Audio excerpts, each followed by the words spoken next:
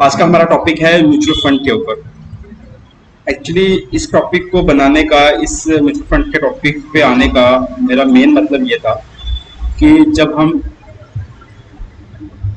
जब मैं किसी भी म्यूचुअल फंड जो म्यूचुअल फंड में इन्वेस्ट करता है उससे मिल रहा था, तो मैं ये पा रहा था कि म्यूचुअल फंड में इन्वेस्ट तो सब कर देते हैं क्योंकि आजकल डायरेक्टली आपके पास ऐप है, बट कौन सी स्कीम में करना है, कैसे करना है वो तो पता है, पर कितना करना है, कितनी देर के लिए करना है, कितने रिटर्न की एक्सपेक्टेशन रखनी है, कौन सी स्कीम में कितने रिटर्न्स आते हैं और उसमें रिस्क क्या एसोसिएटेड है, ये बात नहीं पता होती।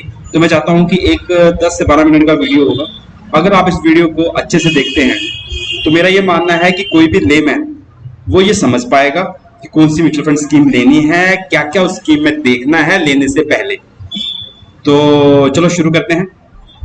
तो पहले तो म्यूचुअल फंड की कितनी टाइप्स होती हैं। वैसे तो बहुत सारी टाइप्स होती हैं, लेकिन मेन जो आपको याद रखना जरूरी है या आपको देखना जरूरी है वो फर्स्ट आती है ब्लू चिप कंपनीज।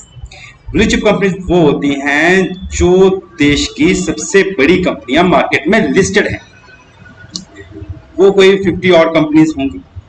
वो लार्ज कैप कंपनीज होती हैं, उनका ट्रैक रिकॉर्ड अच्छा होता है, डिविडेंड पेइंग होती हैं और वो बहुत सालों से मार्केट में होती हैं। एग्जाम्पल के तौर पे HDFC बैंक है, ICICI बैंक है, SBI है, PNB है, बैंक ऑफ बड़ौदा है, ये सारे बैंकिंग में आ गए। NBFCs में बजाज फाइनेंस हो गया, आपका बजाज फिनसर्व हो गया, फिर इसमें आपके TCS, इन्फोसिस, ये सारी बड़ी कंपनियां जो हैं, रिलायंस, ये सारी बड़ी कंपनियां आपकी ब्लू चिप कंपनीज में आती हैं। तो उसके बाद दूसरी जो टाइप आती है वो है large cap. Large cap Bharat की 1 से लेके 100 तक टॉप कंपनीज जो है वो लार्ज कैप में आती हैं। अगर कोई लार्ज कैप स्कीम में इन्वेस्ट कर रहा है तो उसको ये मान लेना चाहिए कि दुनिया के भारत की जो 100 मेन कंपनीज है उनमें वो इन्वेस्ट किया हुआ है। मिड कैप्स 101 से लेके 250 तक रैंकिंग में लिस्टेड कंपनीज जो भारत की हैं वो आती हैं मिड कैप, और उसके बाद 251 से जो भी नीचे कंपनी है रैंकिंग में वो आएगी स्मॉल कैप्स में। कैप्स जो मैं लिखा हूं इसका मतलब होता है कैपिटलाइजेशन।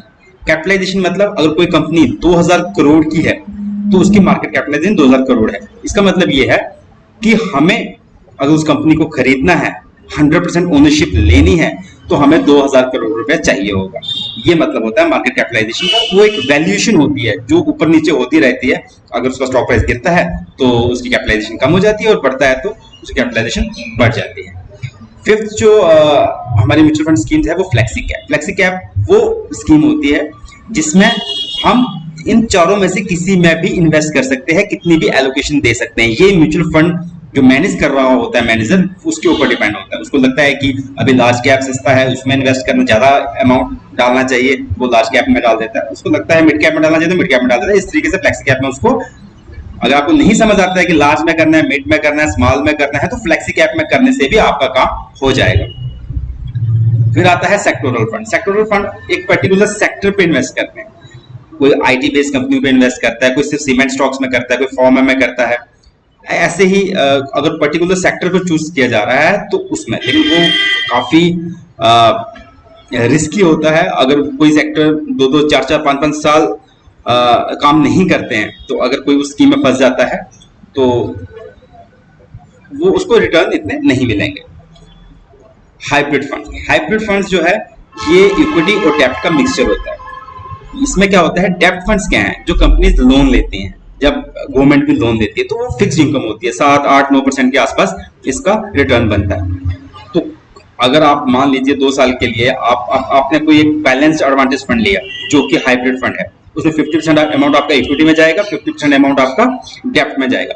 और जो डेब्ट में आपका फंड पैसा गया, अगर उसमें इक्विटी ने कोई रिटर्न नहीं दिया 2 साल के लिए, तो 50% जो आपका वहां पे गया हुआ उसमें से आपके पैसे जनरेट हो जाएंगे। तो हाइब्रिड फंड्स कंजर्वेटिव इन्वेस्टर्स के लिए हैं, जिनको लगता है कि हमें थोड़ी बहुत इनकम आती रहे। अगर इक्विटी नहीं भी काम करती है, जहां हमारी म्यूचुअल फंड स्कीम्स नहीं भी चलती हैं, तो उनको हाइब्रिड फंड्स की तरफ जाना चाहिए। जो मैं मानता हूं कि जो 40 इयर्स या उसके बियॉन्ड है उनको हाइब्रिड फंड्स की तरफ जाना चाहिए, और जिनका नजरिया बिल्कुल 2-4-5 साल का है, जिसका नजरिया 10 साल 15 साल का है, तो वो इक्विटी में इन्वेस्ट कर सकते हैं। ये मेनली हमारी म्यूचुअल फंड स्कीम्स है। इसके अलावा और भी बहुत आते हैं, मोमेंटम, ग्रोथ, लेकिन उनमें जाने की जरूरत नहीं है, वो प्रोफेशनल्स के लिए हैं, उनको डील करने दीजिए। नेक्स्ट हम देखते हैं कि हमारी नेक्स्ट स्लाइड है कि हमें क्या नहीं भूलना चाहिए जब हमें कोई म्यूचुअल फंड स्कीम को लेना है, चाहे हम डायरेक्टली अपने ऐप से ले रहे हैं। पहले है एसेट एलोकेशन। सबसे पहले आपको ये डिसाइड करना है कि आप कितना पैसा मार्केट में इन्वेस्ट करना चाह रहे हो और कितने सालों के लिए करना चाह रहे हो। मान लीजिए आप 10 साल के लिए चाहते हो कि मैं कोई एसआईपी शुरू करूं और जो मुझे अच्छे रिटर्न दे, तो आपको ये डिसाइड करना होगा कि ये 10,000 आपको कैसे लगाना है। आप ऐसा भी मत कीजिए कि हजार रुपया आपने 10 में लगा दिया, आपने अलग अलग असेट मैनेजमेंट कंपनी ले ली, वैसा भी नहीं करना है। तो आपको एलोकेशन प्रॉपरली करना है। तो मुझे ये लगता है, या रूल ये कहता है कि आपका मेजर पैसा लार्ज कैप और ब्लू चिप में जाना चाहिए और उससे कम पैसा मिड कैप में और उससे कम पैसा स्मॉल कैप में। वो रेशो अगर आपका 10,000 है तो 5, 3 एंड 2 हो सकती है, वो आप अपने हिसाब से चेंज कर सकते हैं अपने रिस्क के हिसाब से।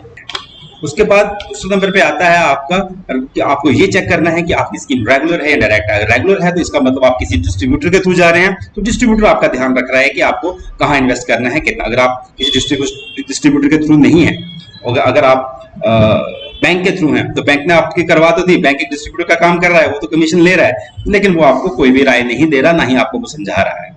तो मैं ये कहूंगा कि बैंक के थ्रू लेना अभी इतना सही नहीं है।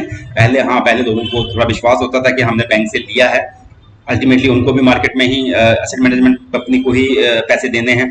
तो बैंक के थ्रू लेना तो अभी बुद्धिमानी नहीं है। हाँ, आप किसी डिस्ट्रीब्यूटर को चूज कर सकते हैं, आप उसको पकड़ सकते हैं, पूछ सकते हैं कि हमारी स्कीम का क्या हुआ, कितने रिटर्न आ रहे हैं, कब निकालने चाहिए, टैक्सेस का क्या होगा। जो बैंकिंग वाले इसमें हेल्प नहीं करते हैं, ये आप लोग जानते हैं। तो हमें रेगुलर स्कीम में इन्वेस्ट नहीं करना है। अगर आप खुद ले रहे हो तो आपको डायरेक्ट स्कीम में करना है, तो आपके 1% के आसपास की कमीशन जो है वो बच जाएगी, आपके रिटर्न रेगुलर स्कीम से ज्यादा होंगे। तीसरी चीज आपको जो ध्यान में रखनी है वो है एक्सपेंस रेशियो। एक्सपेंस रेशियो ये है, रेगुलर डायरेक्ट में तो आपने समझ गए कि आपकी कमीशन बच जाएगी, लेकिन जो एएमसी आपका पैसा लगा रही है वो भी एक कमीशन चार्ज करती है, उसको एक्सपेंस रेशियो बोला जाता है, जो मोस्टली 2% से नीचे होती है। लेकिन आजकल जैसे ज्यादा ही ये है, ज्यादा ही कंपटीशन है, तो उसमें उनकी एक्सपेंस रेशियो काफी कम कर दी गई है, 0.40, 0.50। अच्छी स्कीम है तो 1% के आसपास भी चार्ज कर लेते हैं। तो आपको एक्सपेंस रेशियो भी देख लेना है। मान लीजिए आपने लार्ज कैप एक स्कीम थी, वो आईसीसीआई की है, एसबीआई की है और आदित्य बिरला की है, या किसी और असेट मैनेजमेंट कंपनी की है, तो आपको जो कम एक्सपेंस रेशियो वाली है तो उसको चूज करना है। इससे लॉन्ग टर्म में आपके रिटर्न ज्यादा हो जाते हैं, क्योंकि आपके पैसे कमीशन में कम गए होते हैं। ये बहुत ही एक इंपॉर्टेंट फैक्टर है। फोर्थ जो मैं आपको कहना चाहूंगा वो है, आपको असेट मैनेजमेंट कंपनी भी चूज करनी है। इसमें मैं आपको एक बात बताता हूँ, क्या हुआ था कि अभी क्वांट की जितने भी म्यूचुअल फंड्स थे वो बहुत अच्छा परफॉर्म कर रहे हैं, क्योंकि उनकी एलोकेशन, उनका जो पोर्टफोलियो था वो मोस्टली ऐसी कंपनियों में था जो अच्छी चली, तो उनके रिटर्न भी ज्यादा हो गए। लेकिन बाद में जब दिक्कत आई और उनका वो एक कंपनी को ही जब प्रॉब्लम आई और उसका शेयर प्राइस नीचे गया, तो इनके फंड्स जो थे वो काफी नीचे आ गए, रिटर्न काफी नीचे आ गए। तो लोगों को समझ नहीं आया कि ऐसा फंड मैनेजमेंट कंपनी जो इतने अच्छे रिटर्न दे रही थी तो उसको क्या हो गया। क्योंकि मुझे ये लगता है आपको ये करना चाहिए कि जो वेल एस्टेब्लिश पिछले 15 साल से, 20 साल से, 25 साल से जो असेट मैनेजमेंट कंपनियां काम कर रही हैं, आपको उन्हीं में जाना चाहिए और आपको 2-3 मैक्सिमम 2-3 असेट मैनेजमेंट कंपनियां ही चूज करनी चाहिए। इससे ज्यादा कंपनी को चूज करने की कोई जरूरत नहीं होती।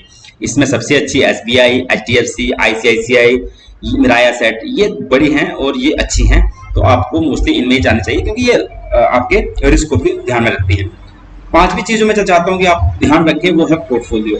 जब भी आप किसी स्कीम में इन्वेस्ट करें तो उस स्कीम के पोर्टफोलियो को आप देख सकते हैं। तो ये भी एक अच्छी बात है, आपको कौन कौन सी कंपनी में इन्वेस्ट करो। ऐसा ना हो कि आपने दो अलग अलग मैनेजमेंट कंपनियां, असेट मैनेजमेंट कंपनियों की स्कीम्स ले रखी हैं, वो दोनों सेम पोर्टफोलियो, सेम कंपनी में इन्वेस्ट कर रही हैं। आपको लग रहा है कि आपने डाइवर्सिफाई कर रखा है, डाइवर्सिफाई मतलब आपने अलग अलग कर रखा है, तो आपकी स्कीम अगर ये पैसा नहीं देगी तो ये देगी, लेकिन ऐसा नहीं होगा। दोनों ने सेम कंपनियों में इन्वेस्ट किया हुआ है, तो आपके रिटर्न मोर और लेस सेम ही रहेंगे।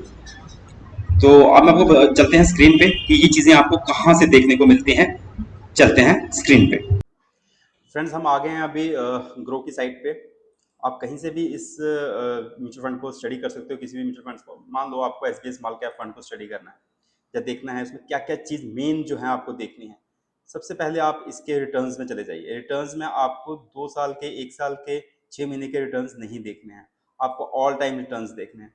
तो इस स्मॉल कैप ने ऑल टाइम जब से ये लॉन्च हुआ है, लॉन्च आप देख सकते हैं यहाँ से 2013 के आसपास लॉन्च हुआ है, तो अभी तक इसने 23% के एनुअलाइज रिटर्न दिए हैं, मतलब हर साल ये 23% के रिटर्न दिया है। लेकिन आप इसमें देख सकते हो इसमें वोलेटिलिटी भी उतनी ही ज़्यादा होती है, तो आपको इन चीज़ों का ध्यान रखना है। उसके बाद आपको इसका मार्केट कैपिटलाइजेशन भी देखना है कि टोटल इसका फंड साइज क्या है, कितना ये अमाउंट इस टाइम पे मैनेज कर रहा है, तो इस चीज़ का ध्यान रखना है। अभी जैसे ये 31,000 करोड़ मैनेज कर रहा है, ना ज़्यादा कम हो और ना ज़्यादा हो। अगर 1 लाख करोड़ इससे ज़्यादा है तो ये बहुत ज़्यादा माना जाएगा, और अगर 1,000 करोड़ 500 करोड़ है तो ये बहुत कम माना जाएगा। 5-7 हज़ार करोड़ से लेके 50-60-70 हज़ार करोड़ तक सही रहेगा। उसके बाद आपको देखनी होती है इसकी ये होल्डिंग्स, कि आपने जिस स्कीम में इन्वेस्ट किया है वो कहाँ कहाँ पे इन्वेस्ट किया हुआ है। आप इसको ऐसे लेके चल सकते हैं कि इसकी होल्डिंग टोटल 65 है। एचडीएफसी फाइनेंस जो कंपनी है, एनबीएफसी है, फाइनेंशियल सेक्टर की कंपनी है, उसमें आपके 100 रुपए का 2 रुपये 87 पैसे 2.87% आपका एचडीएफसी फाइनेंस में लगा हुआ है, इसके शेयर खरीदे हुए हैं।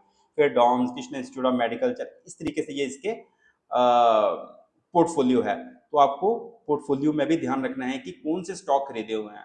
से फॉर एग्जाम्पल मैं आपको एग्जाम्पल दे देता हूँ, मान लो एचडीएफसी फाइनेंस में यहाँ पे 10% एलोकेशन होती है।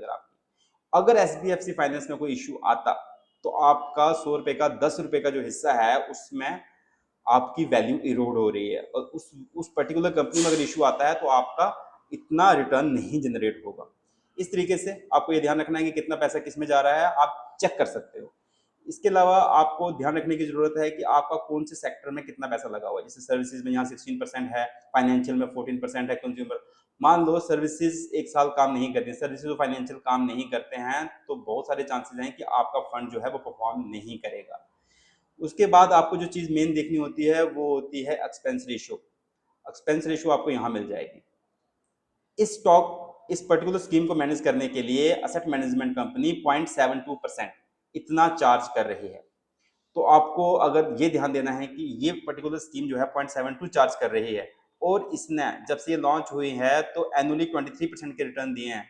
अगर आप दूसरी कोई स्कीम देखना चाहते हैं स्मॉल कैप की, आईसीसीआई की स्मॉल कैप देख लीजिए, आईसी प्रूडेंशियल स्मॉल कैप, इसने 18% के रिटर्न दिए हैं जब से ये लॉन्च हुई है, नहीं 17% के। तो एसबीआई स्मॉल कैप ने ज़्यादा अच्छे रिटर्न दिए हैं। अब इसमें आप देख सकते हो कि इसके जो होल्डिंग्स हैं वो 116 है। क्या होता है जब आपका पोर्टफोलियो जितनी ज़्यादा स्टॉक्स का होता है तो आपका रिस्क उतना ही कम हो जाता है और रिटर्न्स भी कम हो जाते हैं। अब इनके 116 स्टॉक्स हैं इनके पोर्टफोलियो में, और इनके एक्सपेंस रेशियो हम चेक कर लेते हैं कितना दे रहा है। इसका 0.77 है, तो ऑलमोस्ट सेम है एक्सपेंस रेशियो इनका। तो इस तरीके से आप इसको स्टडी कर सकते हैं। तो ये कुछ चीज़ें होती हैं जो आप देख सकते हैं। आप इसके फंड के रिटर्न चेक कर सकते हैं कि एक साल में उसने कितने दिए हैं, और एवरेज कैटेगरी इस कैटेगरी का एवरेज कितना है। तो एवरेज से इस टाइम पे एक साल में 3 साल में आईसीसीआई के कम चल रहे हैं, लेकिन 5 साल में इनके ज़्यादा रिटर्न है। तो इस तरीके से आप चीज़ों को स्टडी कर सकते हैं। तो और भी बहुत सारे तरीके हैं स्टडी करने के, लेकिन मैं इस वीडियो को थोड़ा शॉर्ट रखना चाहता हूँ। इस कारण जितना मैंने आपको बताया है, अगर इतना भी आप देख लो चीज़ें, तो आपको ये ध्यान रह जाएगा कि मेरी पर्टिकुलर स्कीम में कितनी कितना मुझे एक्सपेक्ट करना चाहिए अपनी स्कीम को लेके, कितनी वो वोलेटाइल हो सकती है। तो ये सारी चीज़ें हैं। वीडियो देखने के लिए धन्यवाद। लाइक कीजिए, शेयर कीजिए, सब्सक्राइब कीजिए, और मेरा ऑफिस सांबा में पावर हाउस के पास है। अगर कोई अपने म्यूचुअल फंड स्कीम को रिव्यू करवाना चाहता है तो आ सकता है, फ्री ऑफ कॉस्ट उसके म्यूचुअल फंड स्कीम को रिव्यू किया जाएगा। अगर वो नई स्कीम लेना चाहता है तो वो मेरे थ्रू भी इन्वेस्ट कर सकता है, और मैं उसकी इन्वेस्टमेंट का ध्यान रखूंगा। धन्यवाद।